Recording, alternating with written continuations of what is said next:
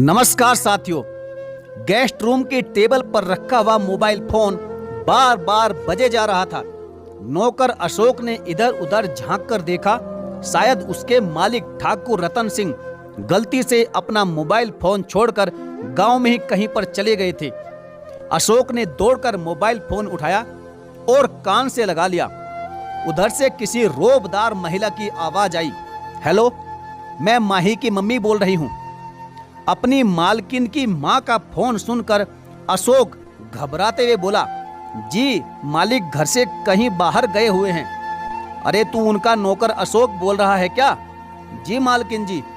अच्छा ठीक है, मुझे तुमसे ही बात करनी है। कल माही बता रही थी कि तू जितना ख्याल भैंसों का रखता है उतना ख्याल माही का नहीं रखता। क्या यह बात सच है? अशोक और घबरा उठा। वह अपनी सफाई में बोला, नहीं नहीं मालकिन साहिबा, यह झूठ है। मैं माही मालकिन का हर हुक्म मानता हूँ। ठीक है, आइंदा उनकी सेवा में कोई कमी नहीं होनी चाहिए। इतना कहकर मोबाइल फोन कट गया। अशोक ने ठंडी सी सांस भरी। उसका दिमाग दौड़ने लगा। फोन की आवाज कुछ जानी पहचानी सी लग रही थी। माही मालकिन जब से इस घर में आई है तब से वह कई बार उसे बेवकूफ बना चुकी है। उसने ओट लेकर आंगन में झांका। माही मालकिन हाथ में मोबाइल फोन लिए हंसी के मारे लोटपोट हो रही थी। अशोक सारा माजरा तुरंत समझ गया। वह मुस्कुराकर भैंस का दूध निकालने निकल पड़ा। माही ठाकुर रतन सिंह की दूसरी पत्नी थी, क्योंकि पहली पत्नी के बारे में गांव के लोगों का कहना था कि बच्चा नहीं होने के कारण ठाकुर रतन सिंह ने उन्हें मार पीट कर घर से निकाल दिया था। बाद में वे मर गई थी। माही पढ़ी लिखी खूबसूरत थी। वह इस बेमेल शादी के लिए बिल्कुल तैयार नहीं थी, लेकिन माँ बाप की गरीबी और उनके आंसुओं ने उन्हें समझौता करने को मजबूर कर दिया था। शादी के कई महीनों तक भी माही बिल्कुल गुमसुम सी बनी रही। उनकी जिंदगी सोने के पिंजरे में कैद एक तोते की तरह हो गई थी। हालांकि ठाकुर रतन सिंह माही के सुख सुविधा का पूरा ख्याल रखते थे, इसके बावजूद भी उम्र का फासला माही को खुलने नहीं दे रहा था और न ही वह खुलकर जी पा रही थी। अशोक घर का नौकर था। हम उम्र अशोक से बतियाने में माही को बड़ा अच्छा लगता था। समय गुजरने के साथ साथ माही का जख्म और भी भरता गया और वो खुलकर अशोक से हंसी ठिठोली करने लगी। उस दिन ठाकुर रतन सिंह गांव की पंचायत में गए हुए थे। माही गपशप के मूड में थी, इसलिए उन्होंने अशोक को अंदर बुला लिया। माही अशोक की आंखों में आंखें डालकर बोली, अच्छा बता, उस दिन मोबाइल फोन पर मेरी माँ से क्या बातें हुई थी? अशोक मन ही मन मुस्कुराया, फिर अनजान बनते हुए कहने लगा कि कह रही थी कि मैं आपका जरा भी ख्याल नहीं रखता। हाँ हाँ, मेरी माँ ठीक ही तो कह रही थी। मेरे सामने तुम सरमाए सरमाए से खड़े रहते हो। तुम ही बताओ, अगर तुम ऐसे ही सरमाए हुए और गुमसुम से रहोगे तो भला मैं किससे बातें करूंगी? ठाकुर रतन सिंह की मूछें और लाल लाल आंखें देखकर ही मैं डर जाती हूँ। उनकी कद काठी देखकर मुझे अपने काका की याद आने लगती है। एक तुम ही हो जो मुझे हमदर्द लगते हो। इस बेमेल शादी पर गांव वाले तो थू थू कर ही रहे थे। खुद अशोक को भी अच्छा नहीं लग रहा था, लेकिन उसकी हैसियत हमदर्दी जताने की नहीं थी, इसलिए वह चुपचाप माही मालकिन की बात सुनता रहा। अशोक को चुप देखकर माही बोल पड़ी, अशोक, तुम्हारी शादी के लिए मैंने अपने मायके में 60 साल की खूबसूरत औरत को पसंद किया है। 60 साल? कहते हुए अशोक की आंखें चौड़ी हो गई। अरे इसमें क्या हर्ज है? जब मेरी शादी 60 साल के मर्द के साथ हो सकती है तो क्या तुम्हारी शादी 60 साल की औरत के साथ क्यों नहीं हो सकती? अरे नहीं नहीं मालकिन, शादी तो बराबर की उम्र वालों के बीच में ही अच्छी लगती है। तो फिर तुमने अपने मालिक को समझाया क्यों नहीं?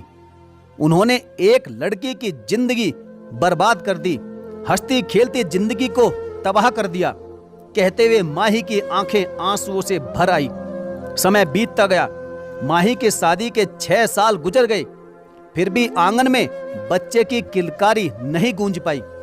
माही को हर तरह की झाड़ फूंक करने वाले संत महात्माओं को दिखाया गया, बाबाओं को दिखाया गया, लेकिन नतीजा वही ढाक के तीन पात। गांव समाज में माही को बांझ कहा जाने लगा। माही मालकिन दिलेर थी। उन्हें झाड़ फूंक करने वाले बाबाओं के यहाँ चक्कर लगाना अच्छा नहीं लग रहा है। उन्होंने शहर के बड़े डॉक्टर से अपने पति और खुद का चेकअप कराने की ठान ली थी।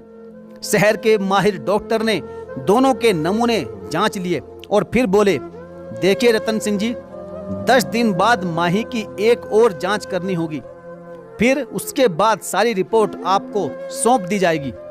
देखते ही देखते 10 दिन गुजर गए। उन दिनों गेहूं की कटाई अपने जोरों पर थी। आसमान में काले बादल उमड़ घुमड़ रहे थे, इसलिए किसानों में अपने गेहूं समेटने की एक होड़ सी लगी हुई थी। ठाकुर रतन सिंह को भी सांस तक लेने की फुर्सत नहीं थी। वे दोबारा माही को चेकअप कराने में आनाकानी करने लगे, लेकिन माही की जिद के आगे उनकी एक न चली। आखिर में अशोक को साथ लेकर जाने की बात तय हो गई। दूसरे दिन माही अशोक को साथ लेकर सुबह वाली बस से डॉक्टर के यहाँ चल पड़ी। उस दिन डॉक्टर के यहाँ बहुत ज्यादा भीड़ थी। माही का नंबर आने पर डॉक्टर ने चेकअप किया और फिर रिपोर्ट देते हुए बोला, देखिए मैडम, आप बिल्कुल ठीक हैं, फिर भी आप मां नहीं बन सकती, क्योंकि आपके पति की सारी रिपोर्ट ठीक नहीं है। आपके पति की उम्र काफी ज्यादा हो चुकी है, इसलिए उन्हें दवा से नहीं ठीक किया जा सकता। माही का चेहरा एकदम सफेद पड़ गया। डॉक्टर उनकी हालत को समझते हुए बोला, घबराइए मत मैडम, विज्ञान काफी तरक्की कर चुका है। अगर आप चाहें तो और भी कई रास्ते हैं। माही डॉक्टर के चैम्बर से थके पैर निकली। बाहर नौकर अशोक उनका इंतजार कर रहा था। वो माही मालकिन को सहारा देते हुए बोला, मालकिन सब ठीक ठाक तो है?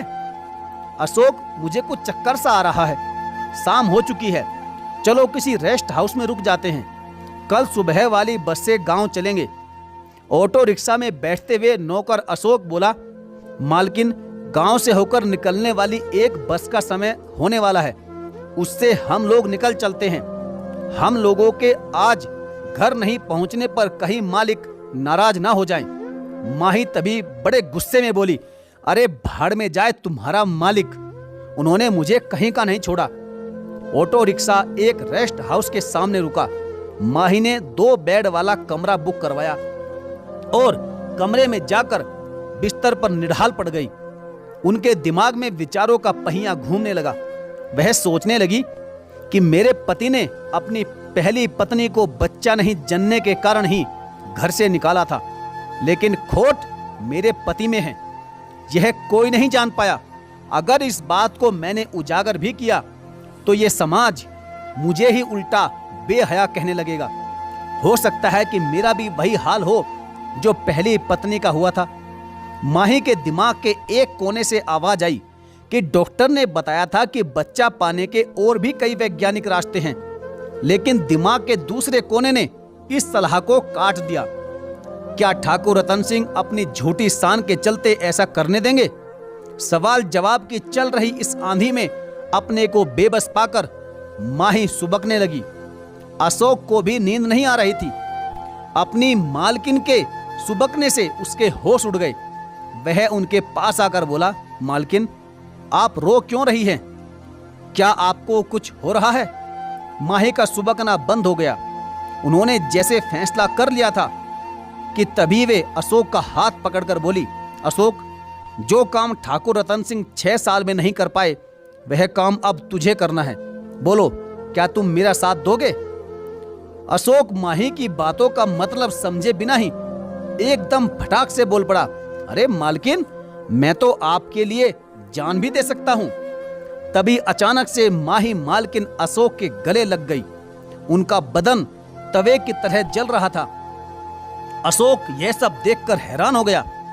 वह माही से अलग होता हुआ बोला, नहीं मालकिन, यह मुझसे नहीं होगा। अशोक, डॉक्टर का कहना है कि तुम्हारे मालिक में अब वह ताकत नहीं है जिससे मैं मां बन सकूं। मैं तुमसे बच्चा पाना चाहती हूं।